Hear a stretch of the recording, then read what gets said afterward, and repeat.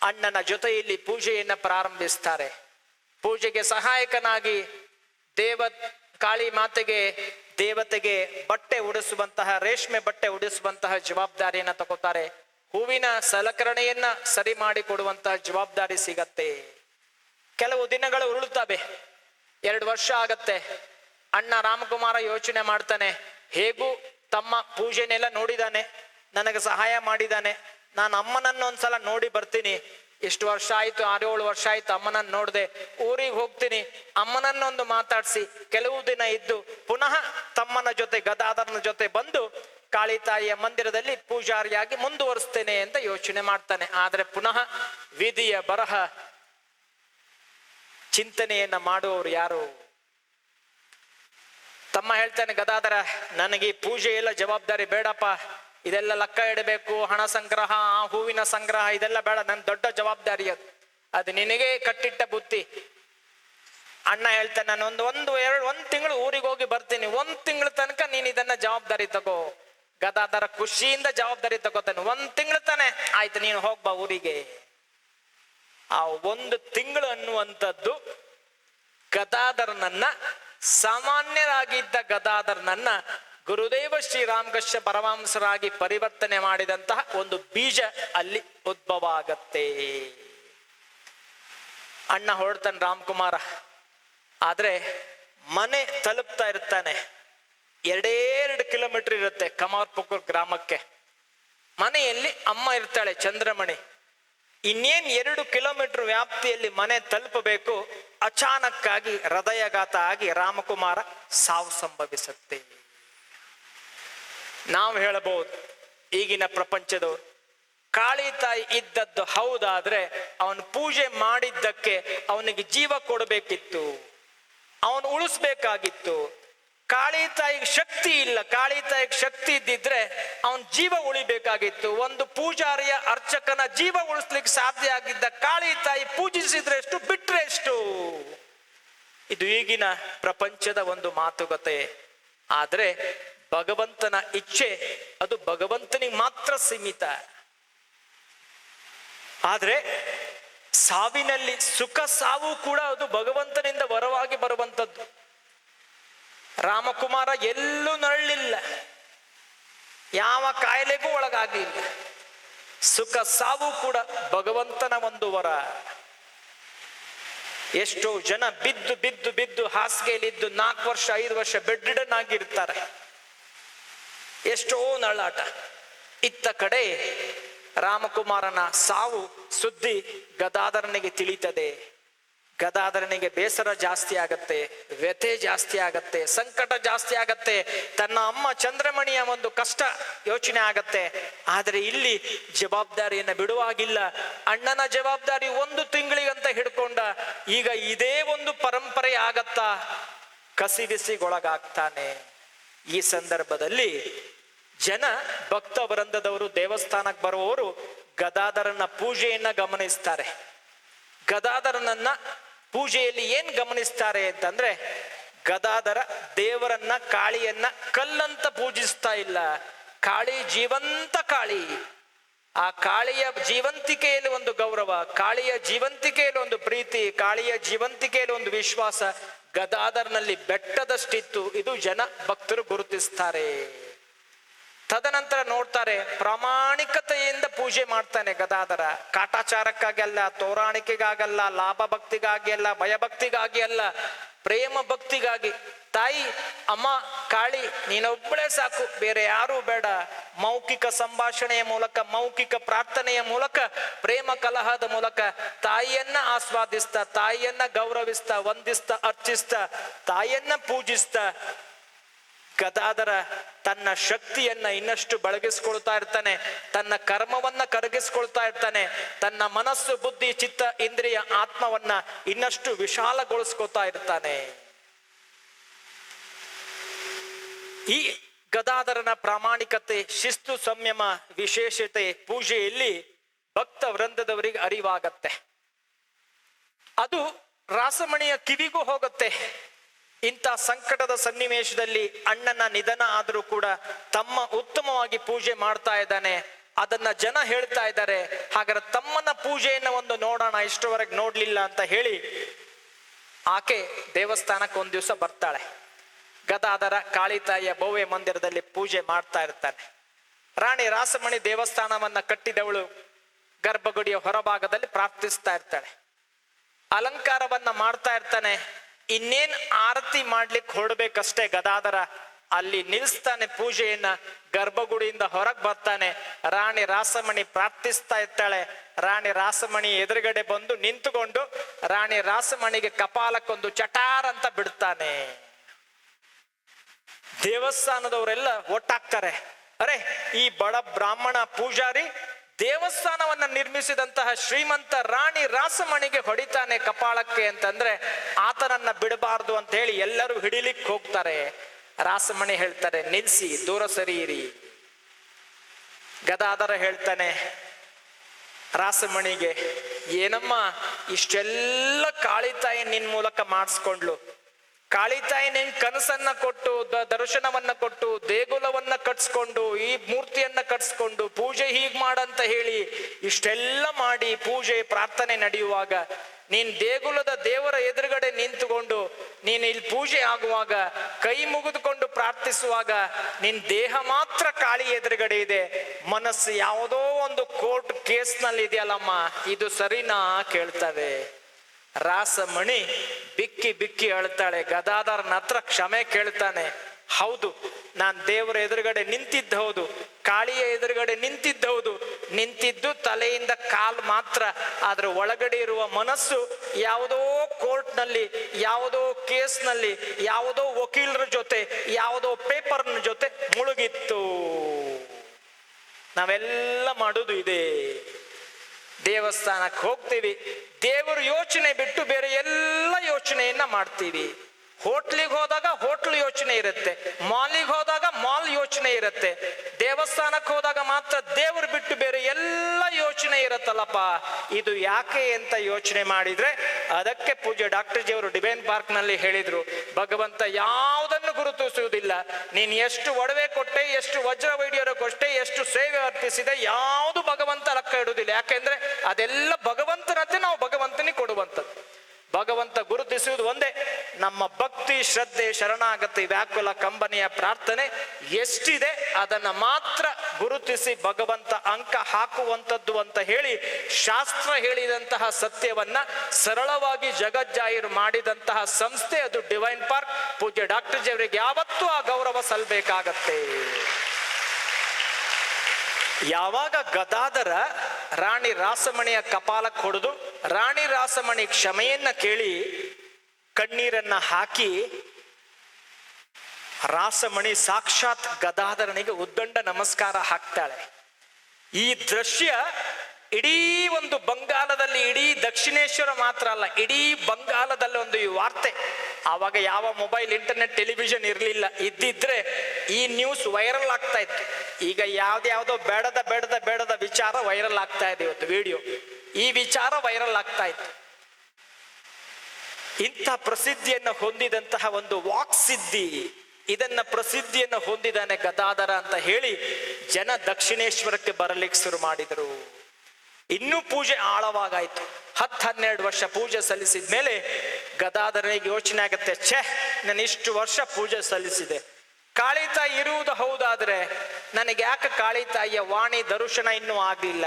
ಎಷ್ಟೋ ಸಂತರು, ಎಷ್ಟೋ ಮಾನಿಯರು, ಎಷ್ಟೋ ಸಾಧಕರು, ಎಷ್ಟೋ ದಾಸರು, ಎಷ್ಟೋ ಶರಣರು ಈ ಜಗತ್ನಲ್ಲಿ, ಈ ಬಾಳ್ವೆಯಲ್ಲಿ, ಈ ಭಾರತದ ಪುಣ್ಯ ಭೂಮಿಯಲ್ಲಿ ಭಗವಂತನಿಗೋಸ್ಕರ ಜೀವನವನ್ನ ಅರ್ಪಿಸಿ ಭಗವಂತನ ವಾಣಿ ದರ್ಶನವನ್ನ ಪಡೆದು ಎಷ್ಟೋ ಜನ ಜೀವನವನ್ನ ಸಮೃದ್ಧಿಗೊಳಿಸ್ಕೊಂಡಿದ್ದಾರೆ. ನಾನು 10-12 ವರ್ಷ ಕಾಳಿತಾಯಿಯ ಪ್ರಾರ್ಥನೆ ಮಾಡದೆ, ಪೂಜೆ ಮಾಡದೆ, ಏನ್ ಫಲ ಸಿಕ್ತು ನಂಗೆ? ಕಾಳಿತಾಯಿ ಕಲ್ಲಲ್ಲ, ನಿಜವಾದ ಜೀವಂತಿಕೆ ಕಳೆ ಆಗಿದ್ರೆ ಏನ್ ಪ್ರಯೋಜನ? ಜನ ಹೆಣ್ಣಿಗಾಗಿ, ಹೊಣ್ಣಿಗಾಗಿ, ಮಣ್ಣಿಗಾಗಿ ಕಣ್ಣೀರು ಹಾಕಿ ವ್ಯಾಕುಲ ಪ್ರಾರ್ಥನೆ ಮಾಡ್ತಾರೆ. ಆದ್ರೆ ದೇವರಿಗೋಸ್ಕರ ಕಣ್ಣೀರು ಹಾಕಿ ಆ ವ್ಯಾಕುಲ ಕಂಬನೆಯ ಪ್ರಾರ್ಥನೆಯನ್ನ ದೇವರಿಗೋಸ್ಕರ ಮಾಡುವುದು ಎಷ್ಟು ಜನ ಅಂತ ಹೇಳಿ ಗದಾಧರ ಸಾಕ್ಷಾತ್ ಕಣ್ಣೀರಿನಿಂದ ಪೂಜೆಯನ್ನು ಅರ್ಪಿಸ್ತಾ ಇದ್ದ. ಡಿವೈನ್ ಪಾರ್ಕ್ ಯಾಕೆ ಜಗತ್ತಿಗೆ ಒಂದೇ ಒಂದು ಗೊತ್ತಾ? ಪೂಜ್ಯ ಡಾಕ್ಟರ್ ಜಿಯವರು ಪ್ರತಿನಿತ್ಯ ಅವರ ಒಂದು ಜೀವನದ ಪ್ರತಿ ಹಂತದಲ್ಲಿ, ಅವರ ಒಂದು ಕೊನೆಯ ಗಳಿಗೆಯ ತನಕವೂ ಕೂಡ ಪ್ರತಿನಿತ್ಯ ತಾಯಿ ಜಗನ್ಮಾತೆಗೆ ಕಣ್ಣೀರ ವ್ಯಾಕುಲ ಕಂಬನಿಯ ಜೊತೆಯಲ್ಲೇ ಪೂಜೆ ಮಾಡ್ತಾ ಇದ್ರಲ್ಲ, ಆ ದೃಶ್ಯ ನಿಮ್ಗೆ ಬೇರೆ ಎಲ್ಲೂ ಕಾಣ್ಲಿಕ್ಕೆ ಸಿಗುವುದಿಲ್ಲ. ಅದು ಡಿವೈನ್ ಪಾರ್ಕ್ ನಲ್ಲಿ ಮಾತ್ರ. ಅದೇ ದೃಶ್ಯ ಆ ಒಂದು ದಕ್ಷಿಣೇಶ್ವರದಲ್ಲಿ ಈ ಒಂದು ಪ್ರಸಿದ್ಧಿ ಹೆಚ್ಚಾಯಿತು. ಯಾವಾಗ ಈ ಚಿಂತನೆ ಬಂತು ಗದಾಧರನಿಗೆ, ಒಂದು ದಿನ ಯೋಚನೆ ಮಾಡ್ತಾನೆ, ಬೇಡ, ನನ್ನ ಕಾಳಿ ತಾಯಿಯ ಖಡ್ಗವನ್ನ ತಗೊಂಡು ನನ್ನ ಶಿರಛೇದನವನ್ನ ಮಾಡ್ತೀನಿ. ಕಾಳಿಯೇ ಇಲ್ಲ ಅಂತಂದ್ಮೇಲೆ ಏನ್ ಪ್ರಯೋಜನ? ಶಿರಛೇದನ ಮಾಡ್ಲಿಕ್ಕೆ ಹೊರಡ್ತಾರೆ. ಅಷ್ಟೊತ್ತಿಗೆ ಕಾಳಿ ತಾಯಿಯ ಭವ್ಯ ದರ್ಶನ ಆಗತ್ತೆ. ಬೆಳಕಿನ ರೂಪದಲ್ಲಿ ದರ್ಶನ ಆಗಿ ವಿಶೇಷವಾಗಿ ಕಾಳಿಯನ್ನ, ಅವರು ಜೀವಂತಿಕೆ ಆಳೆತ್ತರದ ಕಾಳಿಯನ್ನ ನೋಡ್ತಾನೆ. ಹೇಗೆ ಕೃಷ್ಣ ಪರಮಾತ್ಮ ತನ್ನ ವಿಶ್ವರೂಪ ದರ್ಶನವನ್ನ ತೋರಿಸ್ತಾನೆ, ಅದೇ ರೀತಿಯ ಆಳೆತ್ತರದ ಒಂದು ಭವ್ಯ ಕಾಳಿಯ ಪ್ರತಿಮೆಯನ್ನ ನೋಡ್ತಾಳೆ. ಕಾಳಿಯ ಜೀವಂತಿಕೆಯನ್ನ ನೋಡ್ತಾರೆ, ಕಾಳಿಯ ವಾಣಿ ದರ್ಶನವನ್ನ ಪಡಿತಾರೆ. ಅದನ್ನ ನೋಡಿ ಅವಕ್ಕಾಗಿ ಆಶ್ಚರ್ಯಕ್ಕೊಳಗಾಗಿ ಭಕ್ತಿಯಿಂದ ಪ್ರಜ್ಞೆ ತಪ್ಪಿ ಬೀಳುತ್ತಾರೆ ಗದಾಧರ. ಯಾವಾಗ ಎಚ್ಚರಗೊಳ್ತಾನೆ ಗದಾಧರ, ಸಾಮಾನ್ಯರಲ್ಲಿ ಸಾಮಾನ್ಯನಾಗಿದ್ದ ಗದಾಧರ ಜಗದ್ವಿಖ್ಯಾತ ಗುರುದೇವ ಶ್ರೀರಾಮಕೃಷ್ಣ ಪರಮಹಂಸರ ಆಗ್ಲಿಕ್ಕೆ ಇನ್ನೊಂದು ಕಾರಣ ಯಾವುದು ಅಂತಂದ್ರೆ, ಕಾಳಿತಾಯಿಯ ಜೀವಂತವಾದ ಒಂದು ಶಕ್ತಿ ವಾಣಿ ದರ್ಶನದ ಮೂಲಕ ಗುರುದೇವ ಶ್ರೀರಾಮಕೃಷ್ಣ ಪರಮಹಂಸರಿಗೆ ಒಂದು ವಿಶೇಷವಾದ ಒಂದು ಶಕ್ತಿ ಆಹ್ವಾನ ಆಯ್ತಲ್ಲ, ಅದು ಗುರುದೇವರನ್ನ ಗುರುದೇವ ಪರಮಹಂಸ ಸ್ಥಿತಿಗೆ ತಕೊಂಡು ಹೋಯ್ತು. ಅವರ ಹೆಸರು ಬರೀ ರಾಮಕೃಷ್ಣ, ಗುರುದೇವ ರಾಮಕೃಷ್ಣ ಸೇರ್ಕೊಳ್ತು. ಯಾವಾಗ ಕಾಳಿತಾಯಿಯ ವಾಣಿ ದರ್ಶನವನ್ನ ಪಡೆದ್ರು, ಗುರುದೇವ ರಾಮಕೃಷ್ಣ ಜೊತೆ ಪರಮಹಂಸ ಸ್ಥಿತಿ ಸೇರ್ಕೊಳ್ತು. ಇದು ವಿಶೇಷವಾದಂತ ಒಂದು ಕ್ಷಣ. ಹೇಗೆ ದಕ್ಷಿಣೇಶ್ವರದಲ್ಲಿ ಅವರ ಕಾಳಿತಾಯಿಯ ಜೀವಂತ ದರ್ಶನವನ್ನ ಅವರು ಪಡೆದ್ರು, ಆ ಜೀವಂತಿಕೆಯನ್ನ ನೋಡಿದ್ರು. ತದನಂತರ ಪೂಜೆಯಲ್ಲಿ ಅವರ ಆಸಕ್ತಿ ಜಾಸ್ತಿ ಆಯ್ತು. ಕಾಳಿ ಜೊತೆ ಮಾತಾಡ್ತಾ ಪೂಜೆ, ಪ್ರಾರ್ಥನೆ, ಜಪ, ತಪ, ಧ್ಯಾನ, ಆಚರಣೆಯನ್ನೆಲ್ಲ ಮಾಡ್ಲಿಕ್ಕೆ ಶುರು ಮಾಡಿದ್ರು. ಜನ ಅವರ ಪೂಜೆಯನ್ನು ನೋಡ್ತಾ ಇದ್ರು, ಖುಷಿ ಪಡ್ತಾ ಇದ್ರು. ಕೆಲವರಿಗೆ ಆಶ್ಚರ್ಯ ಆಗ್ತಾ ಇತ್ತು, ಇವ್ರೇನಪ್ಪ ಮಾತಾಡ್ತಾ ಕಾಳಿ ಹತ್ರ ಪ್ರಾರ್ಥನೆ ಮಾಡ್ತಾ ಇದ್ದಾರೆ, ಮೆಂಟಲ್ಲ, ಏನಪ್ಪ ಕತೆ ಅಂತ ಹೇಳಿ ಕೆಲವರು ತಿಳಿಲಿಕ್ಕೆ ಶುರು ಮಾಡಿದ್ರು. ಈ ವಾರ್ತೆ ಕಮಾರ್ಪುಕರಕ್ಕೂ ಹೋಯ್ತು, ಹಳ್ಳಿಗೆ. ತಾಯಿ ಕಿವಿಗೋಯ್ತು, ಅಮ್ಮನ ಕಿವಿಗೋಯ್ತು, ಮಗನಿಗೆ ಹುಚ್ಚಿಡಿದಿದೆ, ದೇವರ ಹುಚ್ಚು ಗದಾಧರನಿಗೆ ಹಿಡಿದಿದೆ ಅಂತ ಹೇಳಿ ತಾಯಿ ಚಂದ್ರಮಣಿಗೆ ಸುದ್ದಿ ಹೋಯ್ತು. ಚಂದ್ರಮಣಿ ಮತ್ತೆ ಊರಿನವರು ಮತ್ತೆ ಇನ್ನೊಬ್ಬ ಅಣ್ಣ ರಾಮೇಶ್ವರ ಎಲ್ಲ ಸೇರಿ, ಆಗಿನ ಕಾಲದಲ್ಲಿ ಇದ್ದದ್ದು ಒಂದೇ, ದೇವರ ಹುಚ್ಚನ್ನ ಬಿಡಿಸ್ಬೇಕಂತಂದ್ರೆ ಒಂದೇ ಒಂದು ದೊಡ್ಡ ಔಷಧಿ. ಯಾವ ಔಷಧಿ ಅದು? ಮದುವೆ ಮಾಡಿಸುವಂತಹ ಒಂದು ಔಷಧಿ. ಗದಾಧರ ಯೋಚನೆ ಮಾಡ್ತೇನೆ, ನೀವೆಲ್ಲ ಕುಸು ಪಿಸು ಅಂತ ಇದಾರಲ್ಲ, ಮೋಸ್ಟ್ಲಿ ನನಗೆ ಮದುವೆ ಮಾಡಿಸ್ಬೇಕಂತಿದ್ದೀರಾ, ಚಿಂತೆ ಮಾಡಬೇಡಿ ಅಪ್ಪ ಅದಕ್ಕೂ ಕೂಡ. ಗದಾಧರ ಹೇಳ್ತಾನೆ, ನನಗೇ ಮಾಡಿಸಿಟ್ಟಂತಹ ಒಂದು ಆದರ್ಶ ಸ್ತ್ರೀ, ಆದರ್ಶ ಮಹಿಳೆ ಶಾರದಾ ಮಣಿ ಇದೇ ಕಮಾರ್ಪುಕರ ಹಳ್ಳಿಯಿಂದ 6 ಕಿಲೋಮೀಟರ್ ದೂರದ ಜಯರಾಂಬಟ್ಟಿ ಹಳ್ಳಿಯಲ್ಲಿ 3ನೆಯ ಒಂದು ಹೆದ್ದಾರಿಯಲ್ಲಿ 4ನೆಯ ಮನೆಯಲ್ಲಿ 3ನೆಯ ಕೋಣೆಯಲ್ಲಿ ನನಗೋಸ್ಕರ ಅವಳು ತಯಾರಾಗಿ ಅಲ್ಲಿ ಕೂತಿರ್ತಾಳೆ. ತಾಯಿಗೆ ಆಶ್ಚರ್ಯ ಆಗತ್ತೆ, ಚಂದ್ರಮಣಿಗರೆ ಮಗ ಜ್ಯೋತಿಷ್ಯವನ್ನು ಕಲ್ತು ಬಿಟ್ಟಲ್ಲ. ಈಗ ಹಳ್ಳಿ ಬಿಡುವಾಗ ಜ್ಯೋತಿಷ್ಯ ಗೊತ್ತಿರ್ಲಿಲ್ಲ, ಈಗ ಯಾರು ಎಲ್ಲಿದ್ದಾರೆ ಅಂತ ಹೇಳ್ತಾ ಇದ್ದಾನಲ್ಲ, ಈ ತಂತ್ರಶಾಸ್ತ್ರನು ಕಲ್ತ್ನಲ್ಲಪ್ಪ ಮಗ. ನೋಡುವ ಹಾಗಾದ್ರೆ ಸತ್ಯವ ಸುಳ್ಳ ಅಂತ ಹೇಳಿ ನೋಡ್ಲಿಕ್ಕೆ ಹೋಗ್ತಾರೆ. ನೋಡ್ತಾರೆ, ಜಯರಾಂಬಟ್ಟಿ ಹಳ್ಳಿಯಲ್ಲಿ ಅವ್ರು ಹೇಳಿದ ಹಾಗೆ ಒಂದು ಶಕ್ತಿ ಪೀಠ ರೆಡಿಯಾಗಿ ಕೂತಿತ್ತು. ನೋಡ್ತಾರೆ, ಆ ಮಗುಗೆ ಕೇವಲ 4.5 ವರ್ಷ ಅಷ್ಟೇ. ಆಶ್ಚರ್ಯ ಆಗತ್ತೆ. ಪುನಃ ವಿಷಯ ಬರುತ್ತೆ ಗದಾಧರನಿಗೆ. ಗದಾಧರ ಹೇಳ್ತಾನೆ, ಮುಂದಿನ 6 ತಿಂಗಳಲ್ಲಿ ನೀವು ವಿವಾಹ ಮಾಡುವುದಾದ್ರೆ 5 ವರ್ಷ ಆಗತ್ತೆ ಶಾರದಾ ಮಣಿಗೆ, ನನಗೇನಿದ್ರು ಅವಳು ಜೊತೆ ವಿವಾಹ ಮಾಡಿ. ಅಂದ್ರೆ ಗದಾಧರ ಸಾಕ್ಷಾತ್ ವಿಷ್ಣು ಆಗಿ ಇಳಿಯುವಾಗ ಲಕ್ಷ್ಮಿಯನ್ನು ಕರ್ಕೊಂಡ್ಬರ್ತಾನೆ, ತನ್ನ ಅವತಾರವನ್ನ ತುಂಬಿಸ್ಲಿಕ್ಕೆ, ತನ್ನ ಅವತಾರವನ್ನ ಮುಗಿಸ್ಲಿಕ್ಕೆ. ರಾಮ ಹೇಗೆ ಧರೆಗಿಳಿಯುವಾಗ ಸೀತೆಯನ್ನು ಕರ್ಕೊಂಬಂದ, ನಮ್ಗೆ ಗೊತ್ತಾಗ್ಲಿಲ್ಲ ಅಷ್ಟೇ. ಸೊ ಅದೇ ರೀತಿಯಲ್ಲಿ ಗುರುದೇವ ಶ್ರೀರಾಮಕೃಷ್ಣರು ಅವತಾರದ ಒಂದು ಚಕ್ರ ಮುಗಿಬೇಕು ಅಂತಂದ್ರೆ ಅಲ್ಲಿ ಲಕ್ಷ್ಮಿಯ ರೂಪದಲ್ಲಿ ಶಾರದಾ ಮಣಿ ಸಿದ್ಧಳಾಗಿದ್ದು. ಆಗಿನ ಬಾಲ್ಯ ವಿವಾಹ ಪದ್ಧತಿ, 23 ವರ್ಷದ ಗದಾಧರನ ಜೊತೆ 5 ವರ್ಷದ ಶಾರದಾ ಮಣಿ ದೇವಿ ಬಾಲ್ಯ ವಿವಾಹ ಆಗತ್ತೆ. ಶಾರದಾಮಣಿಯ ಜೀವನವನ್ನ ಹೇಳೋದಾದ್ರೆ, ತಂದೆ ತಾಯಿ ರಾಮಚಂದ್ರ ಮುಖ್ಯೋಪಾಧ್ಯಾಯ, ತಾಯಿ ಶ್ಯಾಮಸುಂದರಿ ದೇವಿ. ವಿಶೇಷವಾದಂತಹ ಒಂದು ಜೀವನ.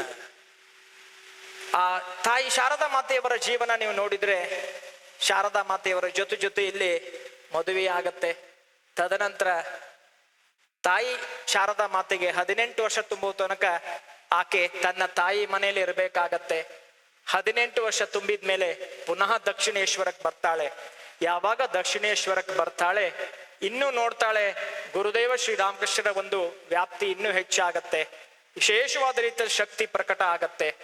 ತಾಯಿ ಶಾರದಾ ಮಾತೆಯವರು ಅಲ್ಲಿ ಬಂದು ಗುರುದೇವರ ಒಂದು ಸೇವೆಯನ್ನ ಸಲ್ಲಿಸ್ತಾರೆ.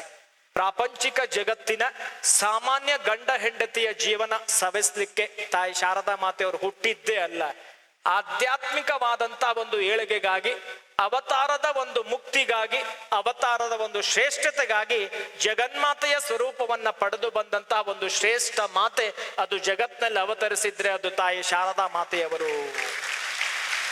ಸ್ವಾಮಿ ವಿವೇಕಾನಂದರು ಹೇಳ್ತಾರೆ, ಅಮೆರಿಕದಲ್ಲಿ ಎಂತ ಒಂದು ಸೀತಾಮಾತೆ ಜಗತ್ತಿಗೆ ಆದರ್ಶವನ್ನ ಸಾರಿದ್ಲು, ಈ ಕಲಿಯುಗದಲ್ಲಿ ಅಂತ ಸೀತಾಮಾತೆಯ ಆದರ್ಶದ ಒಂದು ಅವತಾರ ಶ್ರೇಷ್ಠತೆಯಾಗಿ ಜಗತ್ತಿಗೆ ಅವತರಿಸಿ ಬಂದಂತಹ ಶ್ರೇಷ್ಠ ಮಾತೆ ಇದ್ರೆ ಅದು ತಾಯಿ ಶಾರದಾ ಮಾತೆ ಅಂತ ಹೇಳಿ ಸಾಕ್ಷಾತ್ ಸ್ವಾಮಿ ವಿವೇಕಾನಂದರು ಅಂದು ಅಮೆರಿಕದಲ್ಲಿ ಅದನ್ನ ಸಾರ್ತಾರಲ್ಲ. ಭಾರತದ ಮಹಿಳೆ ಅಂತಂದ್ರೆ, ಸಾಮಾನ್ಯ ಸ್ತ್ರೀ ಅಂತಂದ್ರೆ ಜಗಜ್ಜನನಿ ತಾಯಿ, ಜಗಜ್ಜನನಿ ಜಗದಂಬೆ, ಜಗನ್ಮಾತೆ ದುರ್ಗೆ ಅಂತ ಹೇಳಿ ಮಹಿಳೆಯನ್ನ ಗೌರವದಿಂದ ಪೂಜಿಸಿ ವಂದಿಸುವಂತಹ ಸಂಸ್ಕಾರ ಸಂಸ್ಕೃತಿ ಇದ್ರೆ ಅದು ನಮ್ಮ ಧರ್ಮ, ಸನಾತನ ಹಿಂದೂ ಧರ್ಮದಲ್ಲಿ ಮಾತ್ರ ಅಂತ ನಾನು ಈ ಸಂದರ್ಭದಲ್ಲಿ ಹೇಳ್ತೀನಿ. ಅಂತ ಧರ್ಮದಲ್ಲಿ ನಾವು ಇದೀವಿ. ಧರ್ಮ ಶ್ರದ್ಧೆಯನ್ನು ನಾವು ಬಲಗೊಳಿಸ್ಕೊಳ್ಬೇಕಾಗತ್ತೆ. ಸೊ ಈ ಹಿನ್ನೆಲೆಯಲ್ಲಿ ವಿಶೇಷವಾದಂತಹ ಒಂದು ಜೀವನ ರೂಪಿತಗೊಳ್ಳುತ್ತೆ. ತಾಯಿ ಶಾರದಾ ಮಾತೆಯವರ ಜೀವನವು ರೂಪಿತಗೊಳ್ಳುತ್ತೆ. ಸೇವಾವಯ ಒಂದು ಜೀವನವು ರೂಪಿತಗೊಳ್ಳುತ್ತೆ. ಹಲವಾರು ರೀತಿಯಲ್ಲಿ ಗುರುದೇವ ಶ್ರೀರಾಮಕೃಷ್ಣ ನೆರಳಿನಲ್ಲಿ ತಾಯಿ ಶಾರದಾ ಮಾತೆಯವರು ಜೀವನವನ್ನ ರೂಪಿಸ್ಕೊಳ್ತಾರೆ, ಶಿಕ್ಷಣವನ್ನ ಕಲಿತಾರೆ, ಆಧ್ಯಾತ್ಮ ಮಾರ್ಗದರ್ಶನವನ್ನ ಕಲಿತಾರೆ. ಎಷ್ಟೋ ಬಂಧು ಬಾಂಧವರು, ಭಕ್ತ ವೃಂದದವರು ಗುರು ಮಹಾರಾಜರ ಭಗವಾನ್ ಶ್ರೀರಾಮಕೃಷ್ಣ ನೆರಳಿನಲ್ಲಿ ಬರ್ತಾರೆ. ಪ್ರೇರಣೆ ಪಡಲಿಕ್ಕೆ, ಚೈತನ್ಯವನ್ನ ಪಡೀಲಿಕ್ಕೆ, ಸಂದೇಹ ಗೊಂದಲವನ್ನ ನಿವಾರಿಸ್ಲಿಕ್ಕೆ ಬರ್ತಾರೆ. ಇದೆಲ್ಲದೂ ಕೂಡ ವಿಶೇಷವಾಗಿ ತಾಯಿ ಶಾರದಾ ಮಾತೆಯವರ ಜೀವನವನ್ನೂ ಕೂಡ ರೂಪಿಸುತ್ತೆ. ಯಾವಾಗ ಗುರುದೇವ ಶ್ರೀರಾಮಕೃಷ್ಣರು ದಕ್ಷಿಣೇಶ್ವರದ ದೇಗುಲದ ಹೊರ ವಟಾರದ ಕೊಠಡಿ ಇವತ್ತಿಗೂ ಇದೆ, ನೀವು ಹೋದವ್ರು ನೋಡ್ಬೋದು. ಹೊರ ಕೊಠಡಿಯ ಮೇಲ್ಭಾಗದ ಚಾವಣಿಗೆ ಹೋಗಿ ಪ್ರಾರ್ಥಿಸ್ತಾರೆ. ಅಮ್ಮ, ಪೂಜೆ ಪ್ರಾರಂಭ ಮಾಡಿ 16-18 ವರ್ಷ ಆಯ್ತಲ್ಲ, ಈ ಒಂದು ಭಗವದಾನಂದವನ್ನ, ಭಗವಂತನ ಶಕ್ತಿಯನ್ನ, ತಾಯಿಯ ಶಕ್ತಿಯನ್ನ ಜಗತ್ತಿಗೆ ಕೊಡೋಣ ಅಂತಂದ್ರೆ ಯಾರೂ ಬರ್ಲಿಲ್ಲಲ್ಲ, ನಿನ್ನ ಮುದ್ದು ಮಕ್ಕಳನ್ನ ದಯಪಾಲಿಸು ಅಂತ ಹೇಳಿ ಕಣ್ಣೀರಿನಿಂದ ವ್ಯಾಕುಲ ಪ್ರಾರ್ಥನೆಯನ್ನ ಮಾಡ್ತಾರೆ. ಹೀಗೆ ಗುರುದೇವ ಶ್ರೀರಾಮಕೃಷ್ಣ ಪರಮಹಂಸರ ಪ್ರತಿದಿನದ, ಪ್ರತಿ ಸಂದರ್ಭದ ಈ ಒಂದು ಭಗವಂತನ ಶಕ್ತಿಯನ್ನ ಪಡೆದದ್ದನ್ನ ಹಂಚಬೇಕನ್ನುವಂತಹ ಒಂದು ತೀವ್ರತೆ ಜಾಸ್ತಿ ಆದಾಗ ಕಣ್ಣೀರ ವ್ಯಾಕುಲ ಕಂಬನೆಯ ಪ್ರಾರ್ಥನೆಗೆ ಒಲಿದು ಬಂದ ಸಪ್ತರ್ಷಿ ಭುವನದಿಂದ ಇಳಿದು ಬಂದಂತಹ ಋಷಿ ಪರಂಪರೆಯ ಶ್ರೇಷ್ಠತೆಯನ್ನು ಹೊಂದಿದವನೇ ಬೇರ್ಯಾರು ಅಲ್ಲ, ಅದು ಸ್ವಾಮಿ ವಿವೇಕಾನಂದರು. ಸಾಮಾನ್ಯ ನರೇಂದ್ರನಾಥ ದತ್ತನಾಗಿದ್ದವನು. ಸ್ವಾಮಿ ವಿವೇಕಾನಂದರು ಧರೆಗಿಳಿದು ಬರ್ತಾರೆ. ಜ್ಞಾನವನ್ನ ಹೊಂದಿರ್ತಾರೆ, ಕ್ಲಾಸ್ನಲ್ಲಿ ಫಸ್ಟ್ ಇರ್ತಾರೆ, ಎಲ್ಲ ಪ್ರಾಂಶುಪಾಲರು ಆತನ ಪ್ರಸಿದ್ಧಿಯನ್ನು ಹೊಂದಿರ್ತಾರೆ. ಬ್ಲಿಸ್ ಈಸ್ ಎಟರ್ನಲ್ ಅಂತ ಹೇಳ್ತಾರೆ. ಏನಪ್ಪ ಇದು ಆನಂದ, ಭಗವಾದಾನಂದ, ದಿವ್ಯಾನಂದ, ಬ್ರಹ್ಮಾನಂದ, ಪರಮಾನಂದ, ಏನಪ್ಪ ಅದು ನೋಡ್ಬೇಕು. ಯಾರಿದ್ದಾರೆ? ಭಗವಾನ್ ಶ್ರೀರಾಮಕೃಷ್ಣರಂತವ್ರು ಇದ್ದಾರೆ ಅಂತ ಹೇಳ್ತಾರೆ. ಭಗವಾನ್ ಶ್ರೀರಾಮಕೃಷ್ಣರನ್ನ ಹುಡ್ಕೊಂಡು ಬರ್ತಾರೆ. ಅವರ ಕೊಠಡಿಯಲ್ಲಿ ಜನ ಜಾಸ್ತಿ ಇರ್ತಾರೆ. ನೋಡ್ತಾರೆ, ಶಾಲೆಗೆ ಹೋಗ್ಲಿಲ್ಲ, ವಿದ್ಯಾಭ್ಯಾಸ ಇಲ್ಲ, ಪದವಿ ಇಲ್ಲ, ಅನುಭವ ಇಲ್ಲ, ಶಿಕ್ಷಣ ಇಲ್ಲ. ಇಂಥ ಬಡಪಾಯಿಯನ್ನ ನೋಡ್ಲಿಕ್ಕೆ ಇಷ್ಟು ಜನ ಇದ್ದಾರಲ್ಲಪ್ಪ, ಇದು ಜನ ಮರಳ, ಜಾತ್ರೆ ಮರಳು ಅಂತೇಳಿ ಯೋಚನೆ ಆಗತ್ತೆ ನರೇಂದ್ರನಿಗೆ. ಹೋಗಿ ನೋಡ್ತಾರೆ. ನರೇಂದ್ರ ಒಳಗೆ ಹೋಗುವುದೇ ತಡ. ನರೇಂದ್ರನಿಗೂ ಸಂಗೀತ ಪ್ರತಿಭೆ, ಗುರುದೇವ ಶ್ರೀರಾಮಕೃಷ್ಣರಿಗೂ ಸಂಗೀತ ಪ್ರತಿಭೆ. ನರೇಂದ್ರ ಹೋಗಿ ನಿಂತಾಗ ಗುರುದೇವರು ಹೇಳ್ತಾರೆ, ಇಷ್ಟು ವರ್ಷ ಎಲ್ಲಿದ್ದೆ? ನಾರಾಯಣರ ಸಾಕ್ಷಾತ್ ಶಿವ ಸ್ವರೂಪಿಯಾಗಿ ನೀನು ಬಂದಿದ್ದೀಯಲ್ಲ, ಇಷ್ಟು ವರ್ಷ ಎಲ್ಲಿದ್ದಿ ನರೇನ್ ಅಂತ ಹೇಳಿ ನರೇಂದ್ರನ ಆಲಿಂಗನ ಮಾಡ್ಕೋತಾರೆ. ನರೇಂದ್ರನ್ ಲೆಕ್ಕ ಹಾಕ್ತಾನೆ, ಓ ನಾನೇನೋ ತಪ್ಪಿ ಬಂದೆ, ಈಗ ದಾರಿ ತಪ್ಪಿ ಬಂದ ಮಗ ಅದೇ. ಯಾರನ್ನೋ ನೋಡೋಣ ಅಂತ ಬಂದ್ರೆ ಈ ಮೆಂಟಲ್ ಬಡ ಬ್ರಾಹ್ಮಣ ಸನ್ಯಾಸಿಯನ್ನ ನೋಡ್ಲಿಕ್ಕೆ ಬಂದಲ್ಲಪ್ಪ ಅಂತ ಆಶ್ಚರ್ಯ ಆಗತ್ತೆ. ಗುರುದೇವ ರಾಮಕೃಷ್ಣ ಹೇಳ್ತಾರೆ, ನರೇನ್ ನನ್ನನ್ನ ಸಂಶಯದಿಂದ ನೋಡ್ಬೇಡ. ಕಾಳಿತಾಯಿ ನನಗೆ ಸ್ಪಷ್ಟಪಡಿಸಿದಾಳೆ, ನೀನೊಬ್ಬನೇ ಈ ಒಂದು ನನ್ನ ಒಂದು ಭಗವಂತನ ಸತ್ಯವನ್ನ ಜಗಜ್ಜಾಹಿರ್ ಮಾಡ್ಲಿಕ್ಕೆ ಪಡೆದು ಬಂದಂತಹ ಸಿದ್ಧಿ. ನಿನ್ನಿಂದ ಜಗತ್ತು ಅರಿತದೆ, ನಿನ್ನಿಂದ ಜಗತ್ತು ವಿಷಾದವನ್ನು ಕಾಣುತ್ತೆ, ನೀನು ಜಗತ್ತಿಗೆ ನಾಯಕನಾಗ್ತೀಯ ಅಂತ ಹೇಳಿ ಗುರುದೇವ ಶ್ರೀರಾಮಕೃಷ್ಣರು ಸ್ವಾಮಿ ವಿವೇಕಾನಂದರ ಪ್ರತಿಭೆಯನ್ನ ಹೇಳ್ತಾರೆ. ಸರ್ವಧರ್ಮ ಸಮನ್ವಯದ ಕೇಂದ್ರವಾಗಿ ಹಿಂದೂ ಧರ್ಮ, ಇಸ್ಲಾಂ ಧರ್ಮ, ಕ್ರೈಶ್ಚಿಯನ್ ಧರ್ಮ ಎಲ್ಲ ಧರ್ಮದ ಒಂದು ಸಿದ್ಧಿಯನ್ನ ಸಾಧನೆಯನ್ನ ಮಾಡಿ ಎಲ್ಲ ಸತ್ಯವೂ ಒಂದೇ, ದೇವರನ್ನ ದಾರಿಯನ್ನ ಕಾಣುವಂಥದ್ದು ಅಂತ ಸಿದ್ಧಿಯನ್ನ ಹೊಂತಾರೆ. ಭಗವಾನ್ ಶ್ರೀರಾಮಕೃಷ್ಣರು ಸರ್ವ ಭಾವಕ್ಕೆ ಗೌರವಿಸ್ತಾರೆ, ಪ್ರೀತಿಯ ಒಂದು ಭಾವನೆ ಗೌರವಿಸ್ತಾರೆ, ಸರಳತೆ ದೈವತ್ವದ ಒಂದು ಶ್ರೇಷ್ಠತೆಗೆ ಗೌರವವನ್ನು ಕೊಡ್ತಾರೆ. ನರೇಂದ್ರನನ್ನ ತೀಡ್ತಾರೆ, ತಾಯಿ ಶಾರದಾ ಮಾತೆಯನ್ನ ಗುರುಪೀಠಕ್ಕೆ ಅಲಂಕರಿಸಲಿಕ್ಕೆ ಸಮರ್ಥರನ್ನಾಗಿ ಮಾಡ್ತಾರೆ. ತನ್ನ ಜವಾಬ್ದಾರಿನೆಲ್ಲ ಕಳಿಸ್ಕೋತಾ ಬರ್ತಾರೆ.